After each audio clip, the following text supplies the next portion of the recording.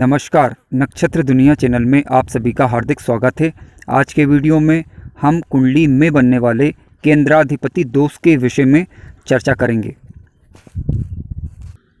आज हम जानेंगे कि केंद्राधिपति दोष कैसे बनता है, कौन कौन से ग्रह होते हैं जो केंद्राधिपति दोष का निर्माण करते हैं, और इसके अलावा हम जानेंगे कि केंद्राधिपति दोष होने के लिए क्या क्या नियम होते हैं, केंद्राधिपति दोष से हमें क्या नुकसान हो सकते हैं। इन सभी बातों पर आज हम विचार करने वाले हैं। स्टेप बाय स्टेप सारी चीज़ों को समझेंगे। और सच मानिए कि केंद्राधिपति दोष को समझने के बाद ग्रहों से संबंधित, शुभ ग्रहों से संबंधित और अशुभ ग्रहों से संबंधित, केंद्र से रिलेटेड काफ़ी महत्वपूर्ण जानकारी आज आप प्राप्त करने वाले हैं। तो वीडियो काफ़ी महत्वपूर्ण होने वाला है, कृपया पूरा वीडियो देखें। आइए शुरू करते हैं। केंद्राधिपति दोष को समझने के लिए सबसे महत्वपूर्ण सूत्र या पहला नियम यह है कि केंद्राधिपति दोष का निर्माण केंद्र के घरों में ही होता है। ध्यान रखें, केंद्राधिपति दोष का निर्माण केंद्र के घरों में ही होता है। केंद्र के घर कौन कौन से होते हैं? पहला घर, चौथा घर, सातवां घर या 10वां घर। यानी इन भावों में चाहे राशि का अंक जो लिखा हो, लेकिन भाव स्थिर होते हैं। पहला भाव, चौथा भाव, सातवां भाव और 10वां भाव। ठीक है, केंद्राधिपति दोष का निर्माण इन्हीं घरों में होगा, पहली बात। अब अगली बात पर विचार करते हैं। केंद्राधिपति दोष का निर्माण, ध्यान रखें, केंद्र के स्वामी केंद्र में ही बैठ जाए, केंद्र के स्वामी केंद्र में ही बैठ जाए तो केंद्राधिपति दोष का निर्माण होता है। आइए इसे उदाहरण के माध्यम से समझते हैं। आइए इसे उदाहरण के द्वारा समझते हैं। मान लीजिए कि एक वृषभ लग्न की कुंडली है। तो वृषभ लग्न की कुंडली होगी तो केंद्र में आपका 2 नंबर, यानी पहले भाव में 2 नंबर, चौथे भाव में आपका 5 नंबर, सातवें भाव में 8 नंबर और 10वें भाव में 11 नंबर का अंक लिखा होगा। ठीक है, अब मान लीजिए कि 7वें घर यानी 7वें भाव में जो है 8 नंबर का अंक लिखा हुआ, इसका राशि स्वामी मंगल हुआ। अब मंगल अपने स्थान को छोड़कर मान लीजिए कि चौथे घर में, यानी यहाँ का 5 नंबर का अंक लिखा है, यहाँ पर आकर बैठ जाए तो ये केंद्राधिपति दोष का निर्माण करेगा।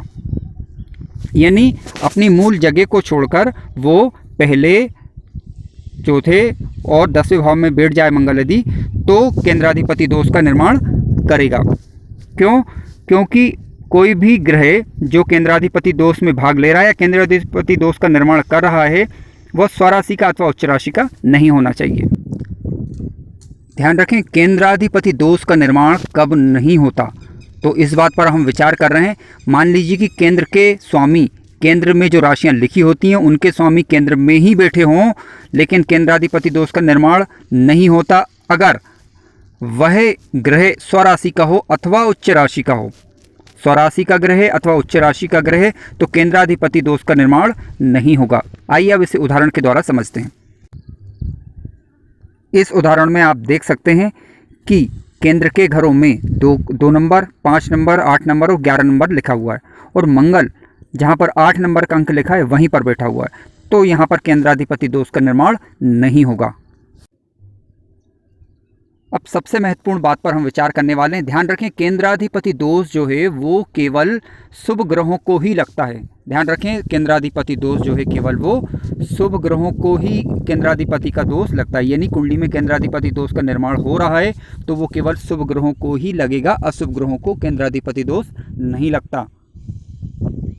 कौन कौन से ग्रहों को ज़्यादा केंद्राधिपति दोष लगता है, आइए विचार करते हैं। सर्वाधिक शुभ ग्रह गुरु ग्रह होता है। गुरु सर्वाधिक शुभ ग्रह माना गया है। गुरु के पश्चात आपका शुक्र ग्रह, शुक्र ग्रह के बाद आपका बुध ग्रह, ठीक है, शुभ बुध होना चाहिए बुध ग्रह, और इसके बाद शुभ चंद्र।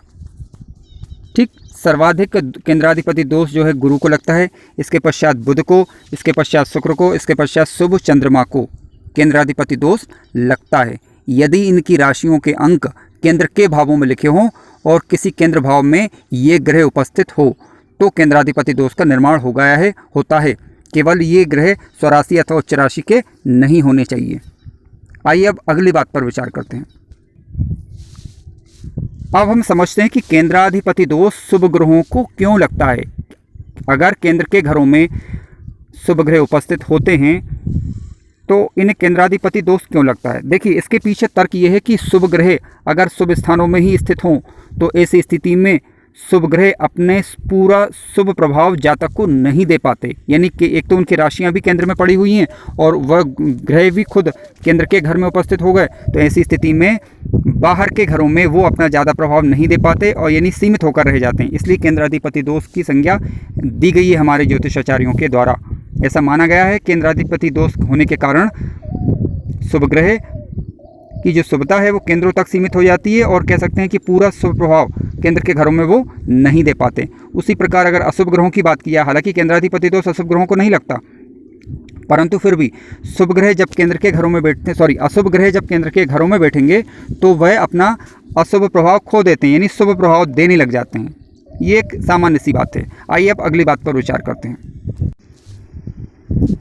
ध्यान रखें, कुंडली में लग्नेश को केंद्राधिपति दोष नहीं लगता, यानी कुंडली का जो भी लग्नेश ग्रह है, भले ही उसकी राशि जो है केंद्र में हो, अब केंद्र में तो बिल्कुल होगी अगर लग्नेश है तो उसको केंद्राधिपति दोष नहीं लगेगा। इसके अलावा केंद्र के घरों में राशियां जो लिखी हुई हैं उनके स्वामी की स्वराशि में हो वह या उच्च राशि में हो तो भी उनको केंद्राधिपति दोष नहीं लगता।